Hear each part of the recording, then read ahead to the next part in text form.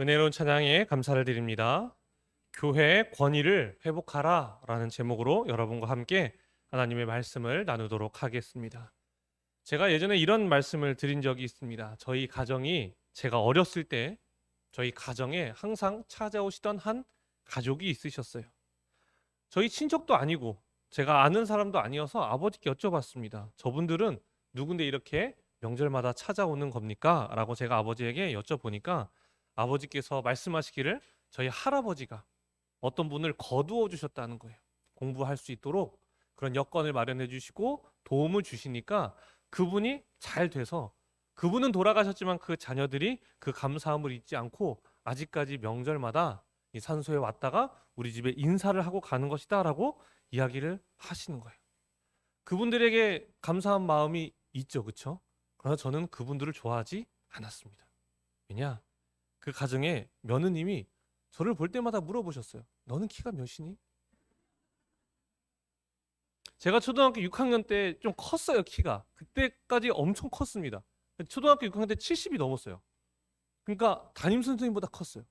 그러니까 자꾸 물어보시는 너 키가 몇이니? 너 진짜 크다. 여기까지는 괜찮은데 그 마지막에 이런 말을 혼자 하셨습니다. 잘 먹으나 못 먹으나 큰 애들은 크는구나. 그분은 이제 서울에서 자리를 잡고 대기업에 다니시니까 잘 먹는 우리 아들은 왜 이렇게 안 크나. 근데 쟤는 이 시골에서 잘 먹는 것 같지도 않은데 왜 이렇게 키가 크나. 한국말은 어디까지 들어봐야 합니까? 끝까지 들어봐야 알 수 있는 거예요. 자, 그런데 이것이 한국말만의 이야기는 아닙니다. 헬라어도 마찬가지입니다. 성경이 쓰여진 이 신학이 쓰여진 헬라어도 첫 단어와 마지막 단어에 그 중심이 있고요. 하나의 문단을 봤을 때는 그 시작과 끝이 중요하다라는 거예요. 자, 우리가 읽은 이 본문 드디어 5장부터 7장까지 이르는 산상수훈의 마지막 부분이라는 것을 알 수 있죠. 그리고 5장부터 7장까지 여러분 보시면요. 시작할 때 두 구절 빼고는 다 예수님께서 말씀하신 거예요. 그러니까 성경이 무슨 색으로 쓰여 있어요? 빨간색으로 쓰여 있는 거예요. 예수님께서 직접 하신 말씀은 빨간색으로 쓰여 있습니다.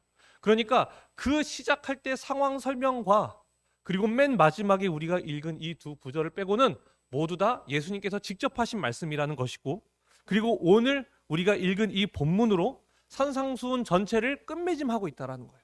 그러니까 오늘의 말씀이 굉장히 중요하다는 것을 알 수 있겠죠. 자, 오늘 본문 이 마지막이 어떻게 우리에게 이야기를 하고 있느냐? 우리 오늘 본문 28절로 29절 다시 한번 읽어보도록 하겠습니다. 시작. 예수께서 이 말씀을 마치심에 무리들이 그의 가르치심에 놀라니 이는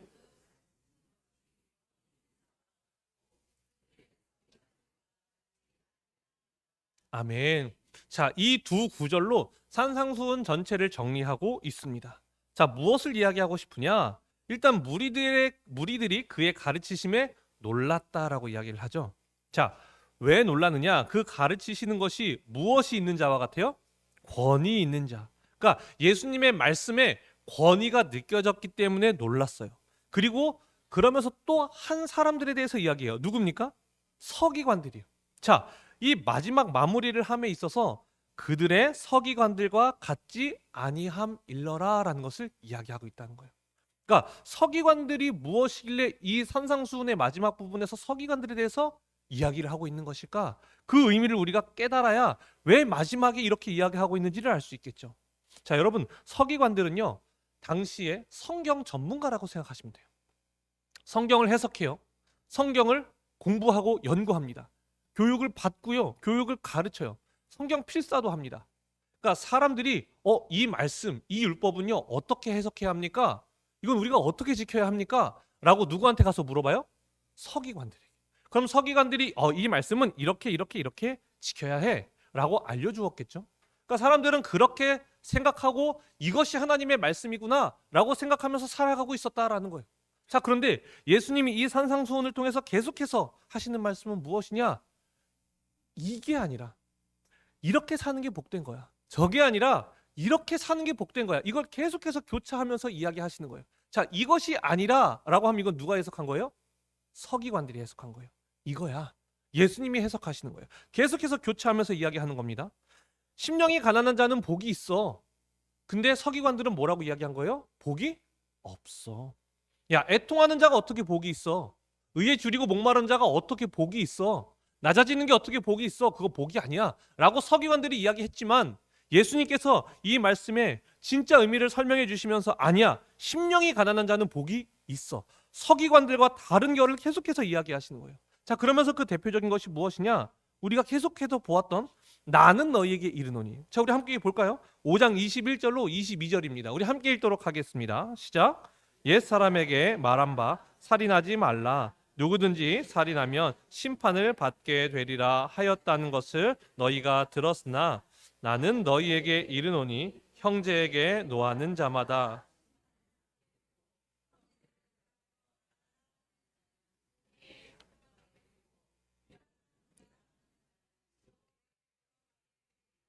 아멘. 자, 살인하지 말라. 여러분 10계명에 있는 말씀입니다. 여섯 번째 계명이죠. 살인하지 않으면 돼. 서기관들이 말한 거예요. 야, 살인만 안 하면 돼. 야, 6계명에 이야기하잖아. 살인만 안 하면 되는 거야. 그럼 하나님의 말씀 다 지킨 거야. 근데 예수님 뭐라고 하세요? 나는 너희에게 이르노니 형제에게 노하는 자마다 심판받게 되고 형제에 대하여 라가라 하는 자는 공회에 잡혀가게 되고 미련한 놈이라 하는 자는 지옥불에 들어가게 될 거야 라고 이야기하시는 거예요.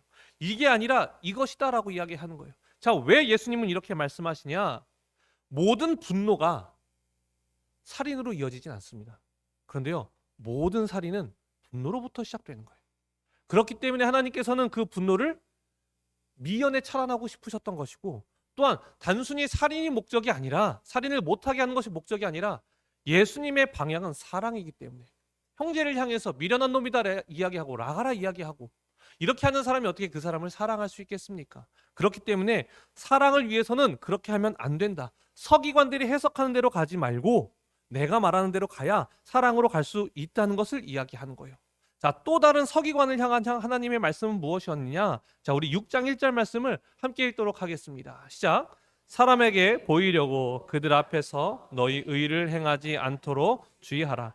그리하지 아니하면 하늘에 계신 너희 아버지께 상을 받지 못하느니라. 아멘. 자, 이것은 구제에 대한 말씀입니다. 근데 누구에게 보이려고 한다고요? 구제를 하는데 사람에게 보이려고 해요. 자, 또 이어지는 말씀도 있습니다. 우리 6장 5절 말씀을 함께 읽겠습니다. 시작. 또 너희는 기도할 때 외식한 자와 같이 하지 말라. 그들은 사람에게 보이려고 회당과 큰 거리 어귀에 서서 기도하기를 좋아하느니라.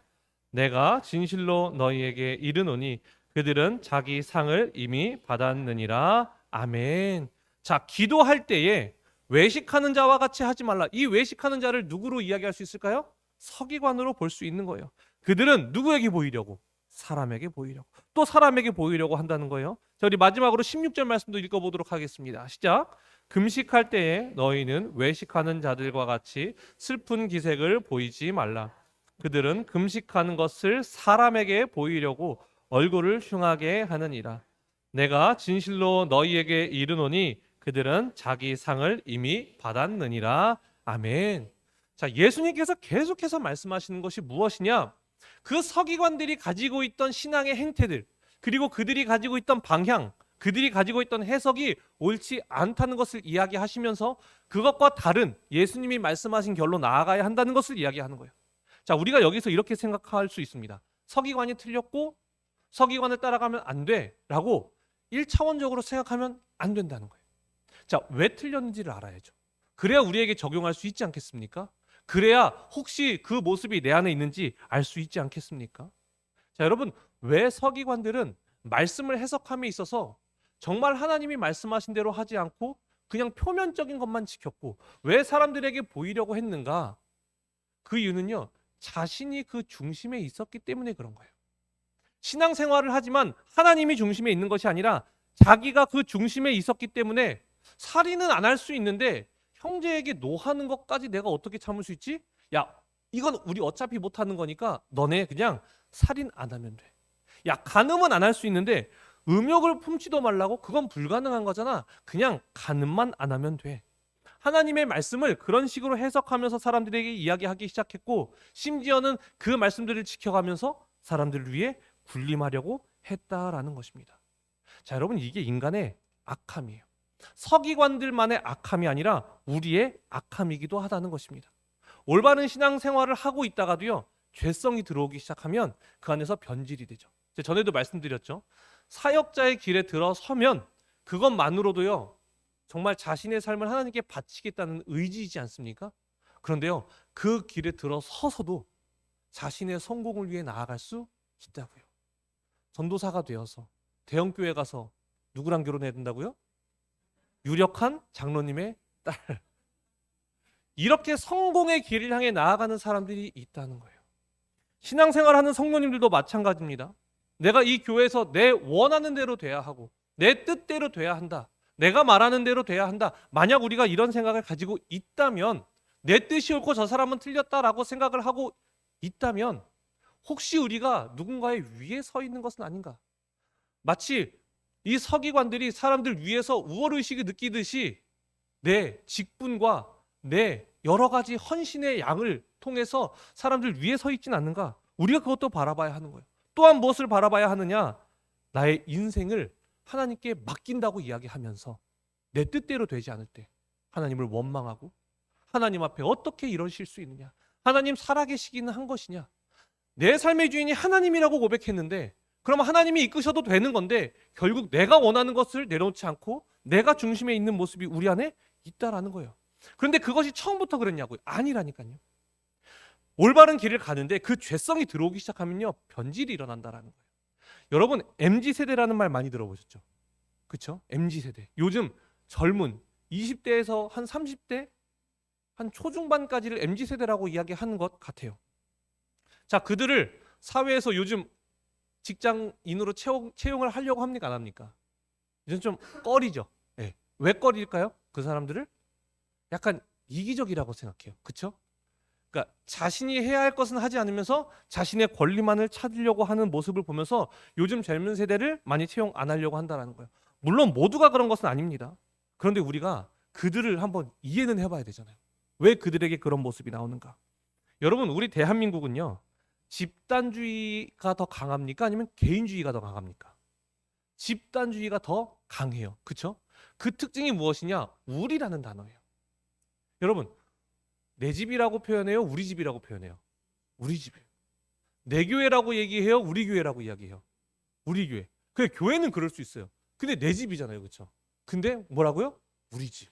그 우리라는 단어가 그 집단, 그 공동체에 대한 이야기를 계속해서 우리가 얼마나 뿌리 깊게 박혀 있는지를 이야기하고 있는 거예요. 자, 여러분, 이렇게 계속해서 이 집단주의로 가다 보면요, 어떻게 되는지 아십니까?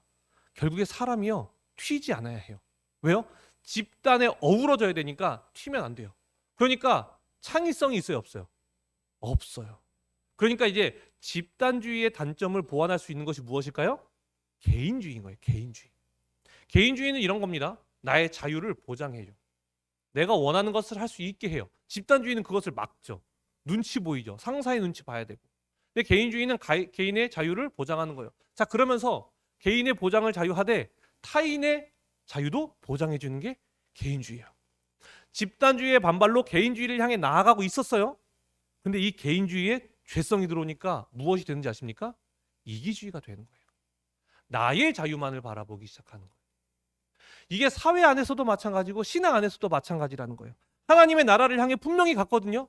근데 죄성이 들어오니까 그곳에서도 내가 주인이 돼야 하고 내 뜻대로 돼야 하고 내 삶도 하나님께 맡겼다고 하지만 내가 원하는 대로 하나님이 이루어 주셔야 하는 그러한 모습으로 우리가 신앙생활을 하고 있었다라는 겁니다. 여러분, 죄는 항상 틈타는 겁니다. 주여 주여 하는 자마다 다 천국에 들어가지 못한다고 말씀드렸죠. 근데 그 사람들이 놀라운 일을 행했잖아요. 하나님이 함께 하셨는데 왜 불법을 행하는 자들아? 라는 이야기를 듣게 되었습니까? 결국 하나님이 중심이 아니라 자기가 그 중심에 서면서 살아갔기 때문에, 그렇기 때문에 우리에게 그 이야기를 하고 있는 거예요. 서기관들의 삶이, 그들의 신앙이 결국에는 그 죄성으로 말미암아 하나님이 아니라 자신을 중심에 두고 살아갔다는 것을 이야기하는 겁니다. 자, 그렇다면 우리는 서기관의 신앙의 행태가 아니라 이제 예수님께서 걸어가신 길을 따라가는 사람이 되어야겠죠. 자, 그러면 어떤 일들이 일어나느냐? 우리 28절 말씀 함께 읽도록 하겠습니다. 시작. 예수께서 이 말씀을 마치심에 무리들이 그의 가르치심에 놀라니. 아멘.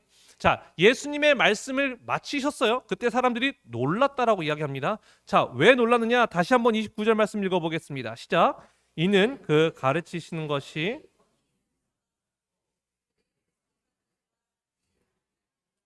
아멘. 자, 그 가르치시는 것이 무엇이 있어요? 권위가 있다라는 거예요. 자, 권위가 있으니까 사람들이 어떻게 되었다? 놀랐다.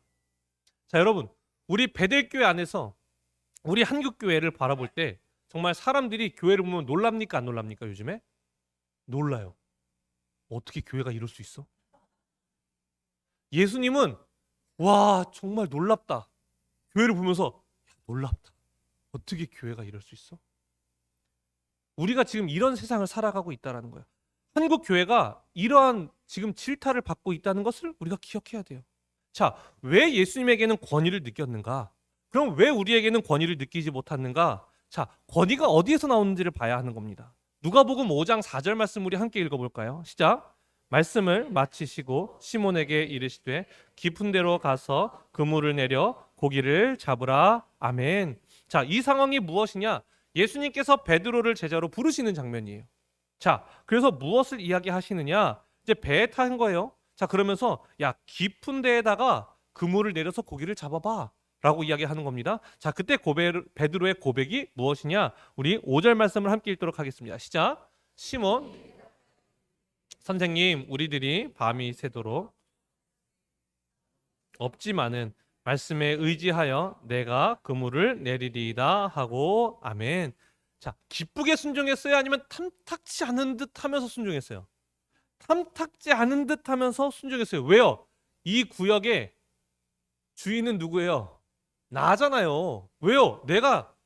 도대체 내가 어부를 몇 년을 했는데 아무리 선생님이시지만 그래도 이 지역은 제가 더 잘 알지 않습니까? 그러나 선생님의 말씀에 의지해서 제가 한번 내려볼게요. 안 되면 각오하세요. 이런 느낌이 든다는 거예요. 그렇죠? 더 이상 안 따라갈 겁니다. 이런 느낌이 들어요. 자, 그런데 어떤 결과를 맞이했어요? 그물이 찢어질 것 같이 물고기가 많이 잡혔어요. 자, 그때 어떤 고백이 나오느냐? 우리 8절 말씀 함께 읽겠습니다. 시작.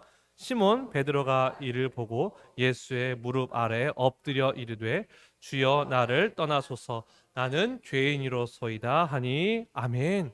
자, 베드로의 반응이요. 어떤 것으로부터 나온 것이냐? 자신이 범접할 수 없는 분이라는 것을 깨닫게 된 거예요. 아, 내가 이 구역에서 내가 직업을 갖고 어부로서 살아왔는데 그 예수님의 한마디에 이렇게 되는 것을 보면서 내가 범접할 수 없는 분이구나. 그러면서 무엇을 느껴요? 그분에게 권위를 느꼈다라는 거예요. 여러분, 우리가 이 교회가 왜 권위를 세상에서 받지 못하느냐? 왜 우리에게 그 권위가 없어졌느냐? 이야기하면 그 이유는 간단합니다. 우리가 말씀대로 살지 못하기 때문에. 즉, 범접할 수 없는 곳으로 가야 하는데 우리가 너무나 범접할 수 있는 곳에 함께 있다는 거예요. 교회가 세상과 구별돼야 되는데 우리가 똑같다라는 겁니다. 여러분, 세상이 오지 못하는 곳이 어딘지 아십니까?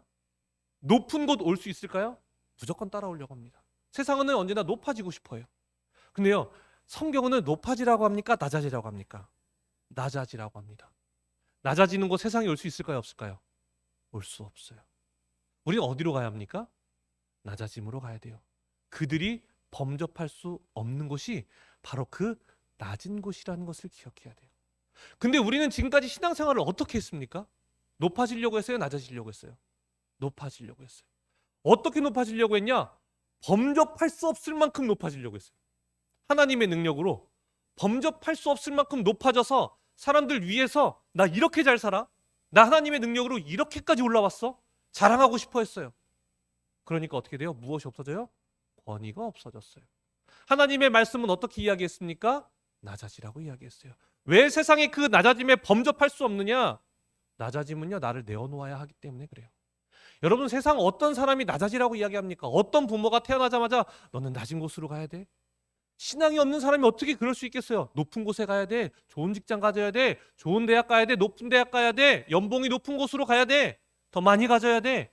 이렇게 말하는 것이 당연한 세상에서 성경은 낮아지라 이야기하지 않습니까? 그들이 범접할 수 없는 곳은 저 높은 곳이 아니라 낮아진 곳이라고. 낮아지는 곳. 그곳으로 가면 세상은요, 우리를 범접할 수 없다고 생각하게 되는 것이고, 그때 우리에게 무엇을 느낀다고요? 권위를 느낀다. 아, 교회가 이런 곳이구나. 교회는 이런 곳이구나. 와, 교회는 어떻게 이렇게 살 수 있을까? 나도 저렇게 살아보고 싶은데. 그런 이야기들이 그들의 입에서 나올 수 있다라는 겁니다. 제가 요즘에 길을 많이 지나다니다 보면요, 정말 슬픈 것들을 보게 됩니다. 무엇이냐? 현수막 광고하는 데 있지 않습니까? 현수막들 막 걸려 있어요. 근데 이런 것들이 너무 많아요. 무당 광고가 너무 많아요. 그쵸? 근데 그 무당 광고에 꼭 나오는 게 무엇인지 아십니까? 갓 신내림 받은 무당. 이런 게 너무 많아요. 제가 거기다 막 저도 붙이고 싶어요. 갓 안수 받은 목사. 막 올까 그러면? 막 영빨 올까? 막 이런 생각에 나도 위에 올릴까? 막 이런 생각이 든다고요. 정말 그거 볼 때마다 그런 생각이 들어요. 왜 그러냐? 여러분, 요즘 젊은 시대에서요, 젊은 세대들이요, 점 보는 걸 너무 많이 해요. 점을 너무 많이 봐요. 근데 여러분, 올 한 해 운세를 그 한 사람의 말로 인해서 내가 이렇게 되겠구나. 왜 그 사람의 한마디의 권위를 두고 그걸 따라가냐고요. 전 그게 이해가 되지 않는 거예요. 여러분, 성경은요, 베스트셀러예요. 역사상 단 한 번도 뒤집어진 적이 없을 만큼 압도적인 베스트셀러예요. 가장 많이 팔렸고 앞으로도 가장 많이 팔릴 책이 성경책이에요. 근데 우리는 성경책의 근간에 있지 않습니까? 우리는 성경을 중심으로 얘기하잖아요. 그러면 우리에게 권위가 있어야 하는데, 여러분, 무당들 뭘로 얘기하는지 아십니까? 있어요, 없어요? 없잖아요. 막 쌀 이렇게 먹고. 아니, 그걸 어떻게 믿어요? 심지어 제가 아는 사람은 딸이 둘인데 점을 봤는데 이번에 아마 아들이라는 거예요. 그래서 애를 가졌다는 거예요. 여러분, 이런 믿음 있으세요? 있으세요? 권사님, 이번에 딸입니다. 하나 더 낳으세요. 제가 얘기하면 여러분 아멘 하고 따라오실 수 있겠어요? 이게 어마어마한 믿음 아닙니까? 여러분, 잘 생각해 보세요. 세상은요, 영적인 갈망이 있다고요. 근데 왜 교회 안 올까요? 우리가 세상과 다를 것이 없어서 그래요. 세상과 똑같아서 그래요. 아니, 세상보다 더해서 그래요. 우리의 권위가 어디에서 나오느냐? 높은 건물, 많은 성도, 많은 돈, 거기서 나옵니까? 아니요, 절대 거기서 나오지 않습니다. 교회의 권위는 거기서 나오는 것이 아니라 낮아짐, 그들이 범접할 수 없는 그 낮아짐에서 권위가 나오는 것인데, 우리가 계속해서 살아갈 때는 높은 곳을 향해 나아가는 거예요. 그러니까 세상이 우리와 범접할 수 없는 것이 아니라 우리가 다를 게 없으니까 우리에게 권위를 느끼지 못한다라는 것입니다. 종순일이라는 분이 계셨어요. 강화도에 1800년대 후반에 복음이 막 들어올 때였습니다. 이분이요, 부자였어요. 근데 이분이 예수님을 믿게 됐습니다. 예수님을 믿고 이제 속장이셨어요. 그런데 부자잖아요. 이 당시에 돈을 동네 사람들에게 많이 구워준 거예요. 근데 말씀을 이렇게 읽다 보니까 마태복음 18장을 딱 읽는데 이 얘기가 있는 거예요. 10,000달란트를 탕감받은 자에 대한 이야기가 나오는 거예요. 그런데 얼만큼을 탕감해 주지 않았어요? 100데나리온을 탕감해 주지 않았죠. 그러니까 어떻게 돼요? 다시 왕이 불러서 너 다시 그 10,000달란트 갚아라 라고 이야기하지 않습니까? 이 말씀을 읽고 두려움이 생겨서 어떻게 했냐면 자신에게 빚진 모든 사람들을 다 불러 모은 거예요. 그러니까 이 사람들은 겁이 났대요. 빚독촉인가? 뭐라도 내놓으라고 하면 어떡하지? 그런 마음으로 갔는데 이 말씀을 이야기하는 거예요. 성경을 읽으니 내가 예수님께 내가 10,000달란트를 탕감받았는데 내가 이 100데나리온 때문에 지옥 가면 안 되지 않느냐. 나 그래서 오늘부로 당신들의 모든 빚을 없애주겠다. 그래서 그 빚을 쓴 증서를 가져가서 다 불에 태워버렸다라는 거예요. 그리고 마태복음 19장을 읽으니까요, 부자 청년 얘기가 나오는 거예요. 어떻게 했는지 아십니까? 이분이 정말로 전 재산을요 다 팔아서 가난한 사람들에게 나눠줬다는 거예요. 여러분, 그때 그 강화도에 있는 그 마을이 어떻게 되는지 아십니까? 복음화가 되었다라는 거예요. 왜요? 세상이 범접할 수 없잖아요. 우리는 어떻게 이야기합니까? 야, 나 하나님의 복을 받아가지고 내가 이만큼 많이 누릴 수 있는 거야. 너 하나님 믿으면 너도 복 받을 수 있어. 너도 이렇게 올라갈 수 있어. 너 부자 될 수 있어. 우리 이렇게 얘기하지 않았습니까? 그래서 권위가 우리에게 생겼습니까? 권위가 땅에 떨어지지 않았습니까? 우리에게 권위는요, 낮아질 때, 말씀대로 낮아질 때 우리에게 권위가 생긴다는 것을 기억해야 돼요. 아멘이십니까? 파시겠습니까? 파실 거예요? 다 파실 거예요? 근데 그게 어렵잖아요, 여러분. 어렵잖아요. 그래서 여러분, 산상수훈에요 중간에 어떤 말씀이 있느냐, 이것이 틀렸고 이것이 옳아. 이렇게 살아가는 것이 아니라 나는 너희에게 이렇게 살아야 돼 라고 이야기하다 중간에요, 갑자기 이런 부분이 나와요. 어떤 부분이냐? 마태복음 6장 9절로 13절입니다. 자, 우리 함께 읽도록 하겠습니다. 시작. 그러므로 너희 나께 기도하라. 하늘에 계신 우리 아버지여, 이름이 거룩히 여김을 받으시오. 나라가 임하오. 뜻이 하늘에서 이루어진 것 같이 땅에서도 이루어지이다. 오늘 우리에게 일용할 양식을 주시옵고 우리가 우리에게 죄 지은 자를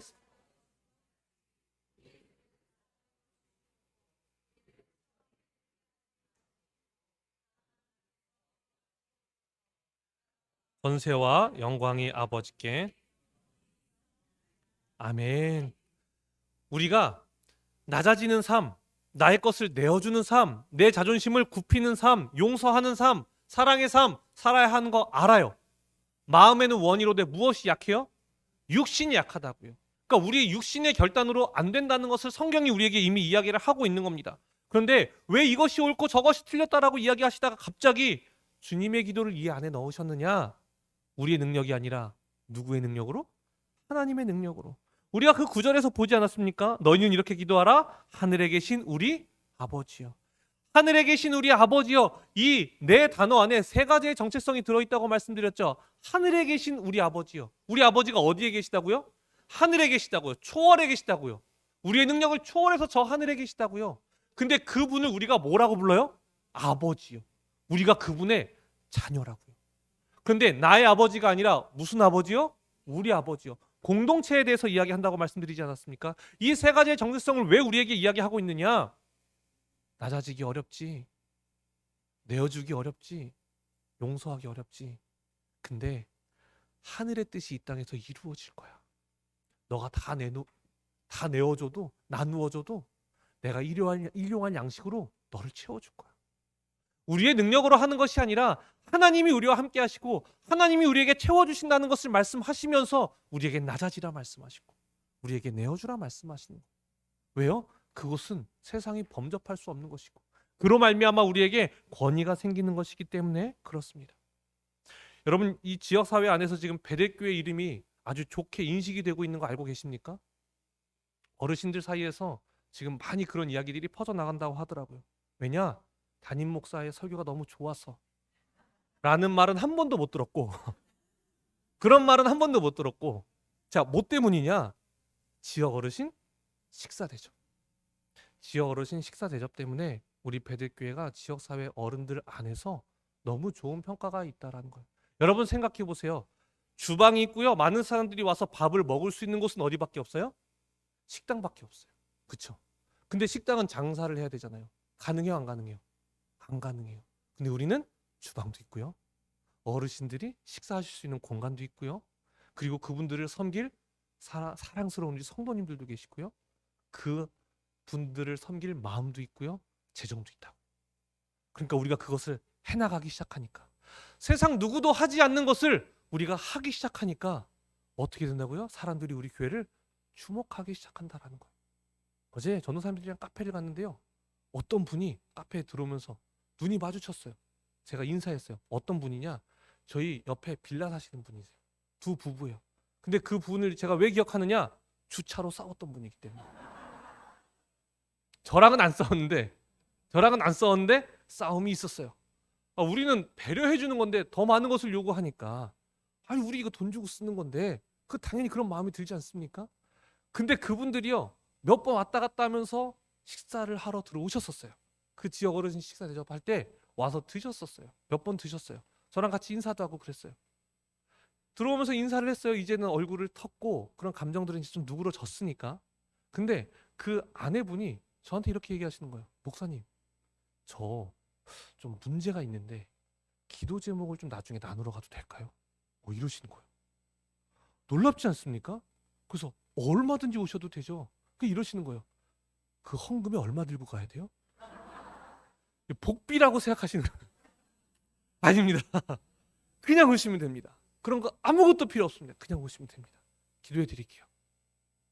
여러분, 왜 그분이 자신의 삶의 어려운 부분을 가지고 교회로 오려고 할까요?